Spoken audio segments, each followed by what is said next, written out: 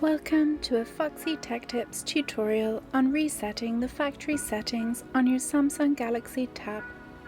If you find this tutorial helpful, please consider subscribing to my channel and liking the video. Open up the Settings app on your Galaxy Tab. In Settings, scroll down and open General Management.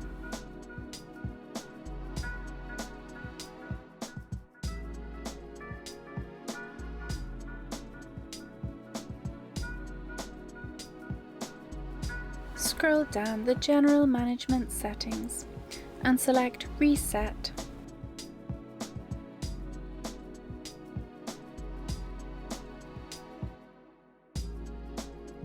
You now want to tap Factory Data Reset.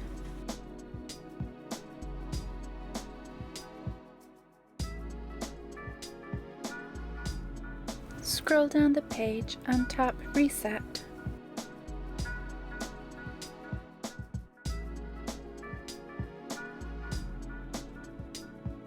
You will have to enter your tablet's PIN now to continue.